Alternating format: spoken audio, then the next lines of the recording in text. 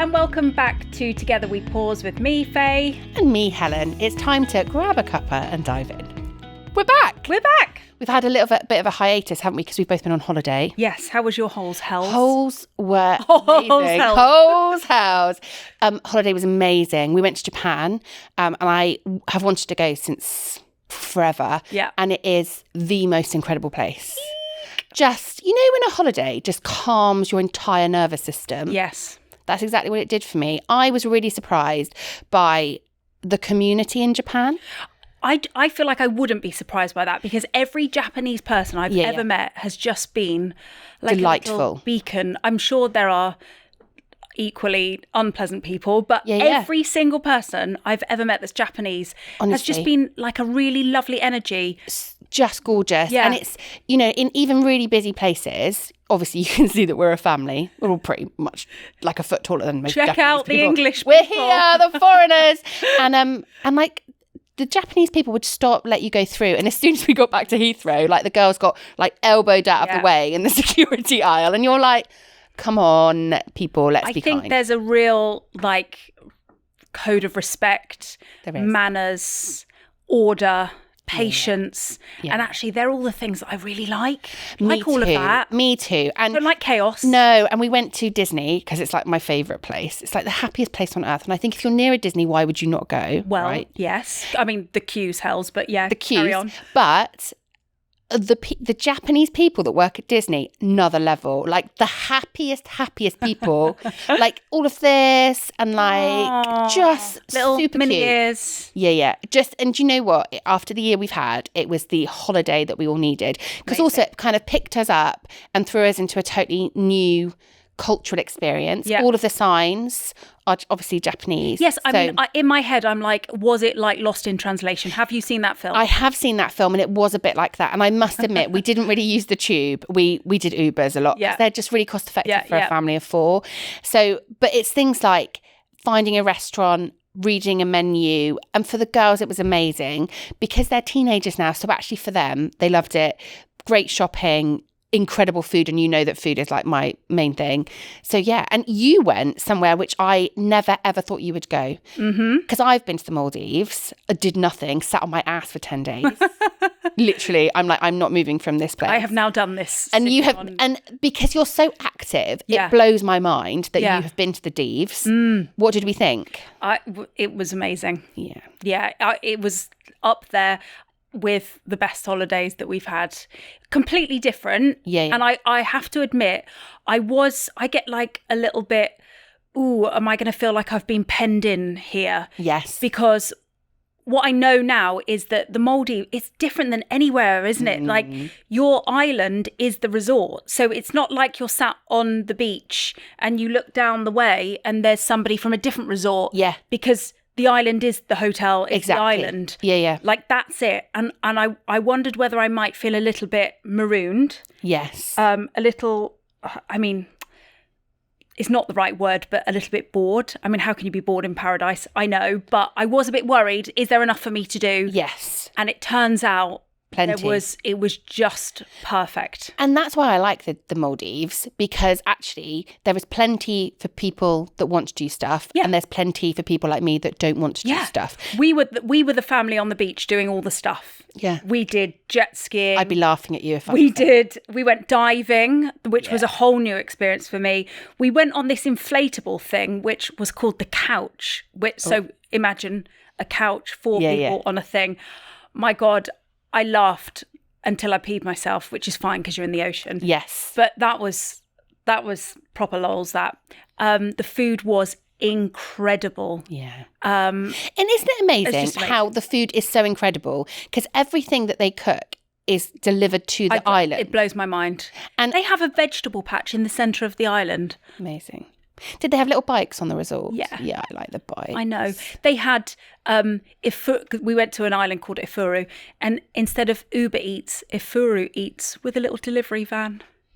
It was amazing. And super smiley, and everyone's really happy, and everyone wants you to have an amazing time. Yeah, it was really good. Holiday of a lifetime. But also, one of those like soul affirming holidays. Yeah. Like I think we both probably needed that. Like just a holiday, totally sort of out of your comfort zone almost, dropped somewhere incredible, fully enjoy every moment. I didn't think it was possible to do, we were there for like 9 days. It's a long time. I didn't think it was possible for me to do not a lot for 9 days, and it turns out I'm quite good at it. Well, there you go. I read 3 books, all on my Instagram feed if anyone's interested. But I took a leaf from other people's book and I just let myself do nothing. And it was very nice. And what a lovely thing to give yourself permission to do. Yeah. Permission to pause. The kids loved it. Yeah, I bet they did. And also, it's like you're all just together as a little unit. You're all exploring as a little unit. And the great thing about something like a Maldives resort is that all the pressure is taken away from you. You don't need to worry about transport and where we're going to eat and what does the next restaurant look like. Yeah. Actually, everything is just ready. We had a butler making reservations at the restaurants for us. I mean... What was his name or their name? Gico. Gico. Do we love Gico? We did enjoy Gico. Had him on WhatsApp. Yeah, we had the same when we were in the Maldives. It's ridiculous, isn't it? If I had to have a word with myself about, I would be like, no, I can't do that. And the kids would be like, oh, we've drunk all the drinks from the mini bar. Can you message Gico? I'd be like, no. They're like, yeah, that's the whole point. Okay, I'm really sorry to ask Gico, but could we have some drink? Oh God. But yeah, I adopted the behaviour of that lifestyle. And did you have a floating breakfast? Didn't have the floating breakfast. We did. It was so cold, Faye. You missed absolutely nothing. And even the guy that arrived with it, he was like, I don't know why people like these, because we had like a little pool. Yeah. That pool is so cold, and it's like 8 and 9 in the morning, so there's no time for the pool to heat up, so you miss nothing. But the Instagram moment I'm sure was brilliant for you. No, it wasn't. All the kids were like nearly crying. Mark was the only one that stayed in. And actually, who wants to eat a bacon sandwich in a pool? Yeah, no, not me. Not me. So you didn't miss that. Brilliant. Yeah. So there you go. Holidays. Love a holiday. And now I've come back and Faye, look at my eye. Well, this fits very well with as if we've planned this, because we're talking about listening to your body. Yeah. And you've got a little eye situation. I have. Would you like to tell the listeners story time? The eye situation. So since I've been back from holiday, I had a period of travelling a lot for work. Then I went on a little trip with my sisters for a 50th birthday. We went to Dubrovnik. That's another lovely place to visit. And whilst in Dubrovnik, my eye started to become really uncomfortable. Went and got some Croatian meds. Brilliant. They didn't work. Came back to England. And then the lovely team at NHS 111 gave me some antibiotics. And it turns out I've got a cyst in my eyelid. And as we know, I always like to think, what is this telling me? Like, what is the message here? If you follow me on Instagram, then you'll know. I do, Helen. Yeah, you do. Say that to me. I do. Do you? Yeah. Do you follow me? I follow you. You'll know that I had an elephant eye situation. It was quite a thing, actually. It was quite a thing. I thought you were brave for showing the nation. Well, I just thought, actually, it's something like with Together We Pause. Like, we just need to talk about those things more. I can disappear from the internet, or I can just come on the internet and say, this is what's happened. Situation. Look at this. And I did an eye update for about 7 days in a row. And I got a lot of love on the eye update. Yeah, I bet you did. And let's face it, Instagram can be quite one-sided. I think when you've got an account which is quite big, it's actually really difficult to create community and conversation. And I had so much love on those posts. Like, I hope you feel better. Put a hot compress on it. Try these wipes. Even an eye nurse reached out and she was like, I'm an eye nurse. Get yourself some antibiotics. Do this. Thank you, eye nurse. And eventually I got to the point, Faye, where I was like, I'm just going to stop touching my eye. And as you know, stop looking at my laptop and stop looking at my phone. Yeah. But I think that our bodies are always giving us messages. Oh, for sure. And I think in that moment, and as you know, because we were texting each other, and I was like, Faye, I'm stepping away from my phone. You're not going to hear from me for 2 days. I'm going to stop looking at small screens, and I just need to take a break. And I wonder whether, although we obviously had an amazing time in Japan, and then a lot of travel, and then a nice little break, I've actually just been burning the candle at both ends. I'm sure. And working really hard. And actually, I think my body was saying, you just need to you're not superhuman. You need to catch your breath. And I know you've had this too, haven't you, at times when you're like just too busy and trying to juggle all the things. And our bodies tell us so much, yet we ignore them, don't we? Yeah, almost the time. Always. Because there's always something that seems more important in that moment. Yeah. Like, I don't know, the kids need something, or your accountant phones and you need to submit such and such. And really and truthfully, unless you're literally on death's door, like been knocked sideways with flu or something, you tend to sort of just plow on. You do. It's quite frustrating because I think women are particularly bad at doing that, probably because we've been brought up, a lot of us, by women who do exactly that. Absolutely. So then we go, oh, when you're busy and then bad things happen, you have to keep going. Yeah. I remember I had a burst eardrum. This is a weird story, actually. But I want to hear it. Tell me about your eardrum. As you know, I'm married to somebody who does like crazy races. Hasn't done one for a while, but he was doing this kayak race, the Devises to Westminster Kayak Marathon, it's called, only it's way more than a marathon distance. It's like the what are they called? Not the Army, not the Navy, the Marines. Oh.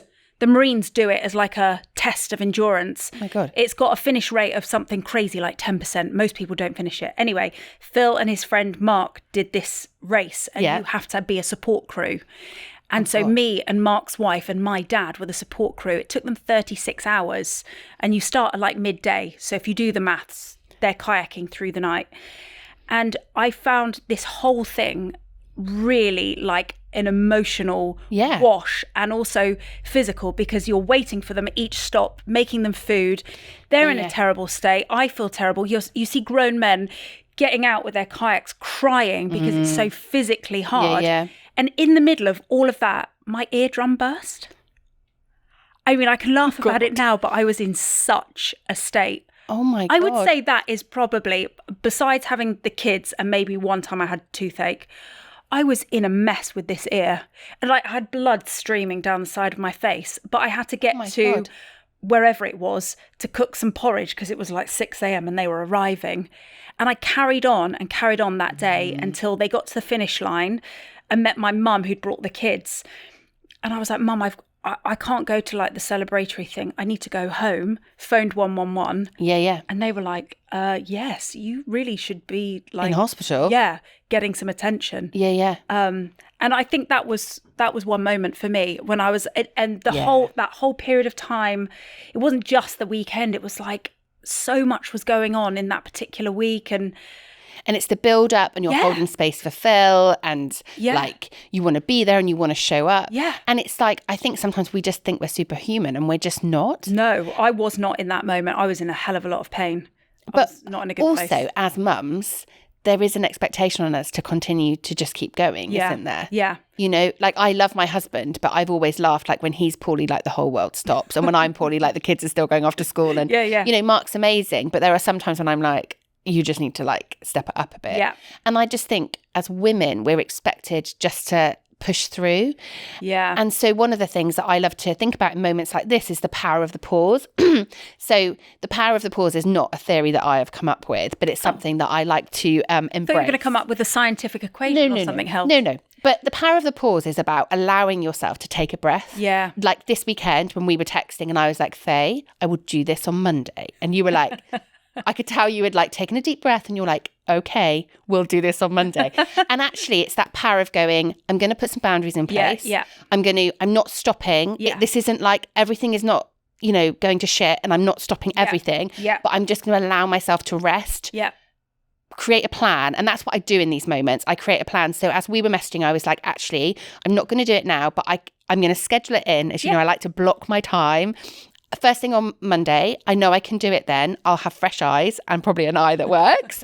And actually, I know that I'll be better then. Yeah. And I think that power of the pause is something that I really think about when I am at my lowest. Yeah. So I'm like, what can I do now that I can start to plan, put in action, that allows me to keep thinking I'm sort of moving on whilst not like moving crazy. Yeah. Do you do anything like that when you were at your lowest? Yeah, I think so. Similar, really. Yeah. I've also got better at not sort of endorsing the idea that more is a good thing. Yes. I remember when I was pregnant with Harry, I loved it. I was one of those, and I'm so I'm so grateful for that, because a lot of people have really terrible pregnancies. Yeah. My sister had hyperemesis and was in a complete mess. But I was great. I loved being pregnant. I was like, it gave me energy. I was going to spinning classes until the day before I went into labour. What? And I remember being like, oh my God, I can do everything. I can do it all. And actually, that does change as you get older. Yeah. Yesterday, I had, as you know, a little job of moving some boxes. I don't think it's called a little job. Didn't you have like 4 pallets of stuff? Seven pallets. 7 pallets. Boxes. Whole different story. I won't go down that rabbit hole. But actually, I had this moment where I was like, I can't do that. Yeah. I literally cannot do that. Yeah. I need somebody to help me. Yeah. And it wasn't a big deal. I also think, though, it's not about not being, like, you could have done it, but you chose not to do it. And I think that is the power, isn't it? Yeah, definitely. It's like, actually, you could have lifted 7 pallets up. If you really wanted to, you could have lifted all those 7 pallets of all that stock that you needed to move. But the reality is, I think as you get older, you get a bit more pragmatic. Yeah, You're like, is this a good use of my time? Do I want to do it? Yeah. And I think often there's that should, like that should, could, would thing. And it's like part of you, I know, Faye, would have been like, I should be able to do this. I should be able to just lift all this stock. But the reality is we get a choice of what we want to do and how we want to spend our time and energy. And you decided that it wasn't the best use of your energy. So 2 lovely strapping men. No. I hired 2 men. You hired 2 men. Not strapping men. Is the full story. Who could carry boxes. But brilliant. It was brilliant. I said to you, didn't I? One of my favourite things is being able to pay other people to do things I don't want to do. And I know that puts us in a place of privilege. Absolutely. But equally, we've both worked hard to be in that place, haven't we? Yeah. You know, and we make a decision. Absolutely. Yeah. It was a business expense. I was very happy. Sign it off. Very happy to sign Here's that your off. cash. Question, have you ever had a panic attack? I have. And in fact, I don't know if you remember this story, but the first time we met, I was having panic attacks. Not at the time, not during our meeting. Was I really unsympathetic? I don't remember that, Helen. Yes, you were. You were terrible. No, what happened is I was at a crossroads of my business. And obviously you as a business coach, this is how we first met. Mm-hmm. I reached out and was like, I think I cried in our first call. I definitely Yeah, all of the calls. And I was like, things are not good. Yeah. And I was starting to have panic attacks and I was starting to feel really overwhelmed. And I remember saying to you, Faye, I know something's wrong because I'm having panic attacks. And your face dropped as if to say, what? Like, this isn't good. And even at that point, because also I was a wellness coach then, even at that point, I was like, Faye, it's cool because my body is sending me a message to know that I'm overwhelmed, overstretched, doing too much. And I need to work out my next step. And that's why we started working together when you were my business coach, and now you're just my Bezzy, so that's good. Not just the top Bezzy. And actually, I have had panic attacks, and they are debilitating. And I know you have as well, haven't you? Yeah. Quite a few when I was a teenager, when I was really about my daughter's age now. And curiously, just for no reason. I mean, obviously, physiologically, there's something going on there, isn't there? But I guess it was probably hormones. But I know my mum had a real bother with me. I wasn't naughty. I was a pretty straightforward kid, I think, in many ways. But I would get myself really worked up about things. My mum went through a phase of having to read me a bedtime story when I was about 14. Oh my gosh. Just to calm me down, to get me to go to sleep. I was like, I would have phases where I was sick to the stomach and I couldn't eat. And if you remember me talking before in a previous episode, a lot of this has come back in perimenopause. Yeah. And that's what made me think, I feel like I've had this feeling before. Yes. Which made me think, well, this is hormone related. Yeah. Because it was then, and then, you know, I was like a normal young adult who goes about life. And then this wave of perimenopause comes and hits you in a similar way to puberty. Well, and your anxiety was terrible, wasn't it? But I wonder, and I say this with love, whether you were ignoring the signs of perimenopause like long before. Maybe. Maybe there was this creeping of things that you were just like feeling a bit more fatigued, feeling not as energized, a bit kind of creaky, you know, all the things that we put down to midlife. Yeah. And then your body was probably whispering. Probably. And then it had to shout at you, which is why you had that awful anxiety in the shower. Yeah. Which actually, when I listen to that story, it makes me feel so sad for you that you had to get to that stage before you could catch yourself to know that you needed help. Yeah. What I would say, as somebody who's had a panic attack before, you know it's going to go away. Yes. You know, like, this isn't here forever. Yeah. It's a bit like, you know, when you're in labour and the contraction comes and it's god awful. Yeah. But you do know in your head this is going away in a minute. And then you're like, oh, that went away. Yeah. And then you think, oh, Christ, it's going to come back. It's sort of the same. Yeah. But it's the fear of then it coming back. But a panic attack, obviously, it can be very different to different people. Yeah. But I only know my version. Exactly. And me too. And obviously we're very fortunate that we've been able to kind of move past them almost. Yeah. But there is always that niggle that it could come back. And for me, it's making myself really quiet, making myself really small as they're happening, breathing through it, allowing myself to like take myself away. And I think we kind of started off with the eye, didn't we? With my eye. And then we moved on to panic attacks. Not quite sure how we got Where's there. your Gabrielle patch? I did talk about having a Gabrielle eye patch. Let me down. I should have moved my parting over the other way, shouldn't I? She sometimes does that too. And hopefully those women and men who are listening will be of the era to love Gabrielle. We've gone off on one there, haven't we? What was her song? Dreams Can Come True. Yes. Come true, and other hits. But her eye patch was really cool though, wasn't it? It had diamantes. Cool. And no one questioned it. No one questioned it because she was rocking it.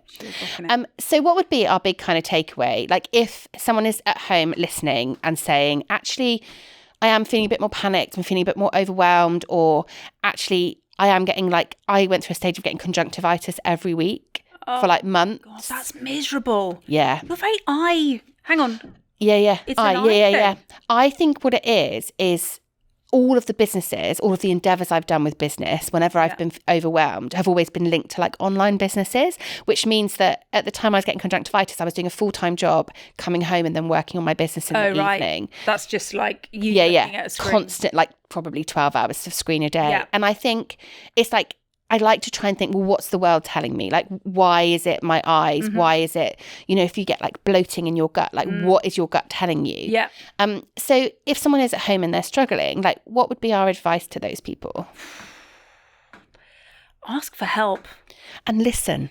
Yeah. Like, listen to your body. Yeah. Don't just like shrug it off like this is just midlife, this is just how it feels. Yeah. Like actually if you are getting bloating, like why? Yeah. Because there's a reason, right? And that might be an emotional reason because our emotions can definitely have a physiological effect. Yeah. But also there might be something going on, like perimenopause or something else. Yeah, definitely. And also, I think don't be afraid to experiment. So I had a lot of bloating actually in early perimenopause, and I'm using Biomel. Have you heard of Biomel? I haven't actually. It's like a gut powder. I put it into my smoothie. And since using that, a friend recommended it to me. Yeah. Amazing. Hardly any bloating. Yeah. This is not an advert for Biomel. But if you ever want to sponsor the podcast, you're welcome. You're welcome. And Biomel has been like magic. And actually, like, I know that costs money, but if, like me, you're a bit thoughtful about going to the doctors and, you don't want to bother anyone like you did with your HRT early on, like, what could you try at home? Yeah. Do you need to drink more water? Do you need to get better sleep? Yeah. Do you need to put in some boundaries like I did with you at the weekend? And I was like, I am not replying to you, Faye. AKA... Could you leave me alone now? Yeah. You've sent me 17 messages today. We are done. Speak to you Monday. Appreciate that. Yeah. I feel like you needed to step away from your WhatsApp too. Yeah, probably. I say it with love. Just get a bit excited about this podcast. I know you do. And I was excited too, but I could only see out of one eye. Yeah. So my pirate, my kind of pirate approach wasn't really working very well for me. So I think that would be my takeaway. Like experiment, ask for help. Yeah. That permission to pause. I also think don't be afraid of what you might be told. Yes, because that's a massive thing, isn't it? It's a massive thing. Everyone goes, I've got cancer straight away, don't they? Yeah, if you Google any symptom, it's like you've probably got 6 months. Yeah.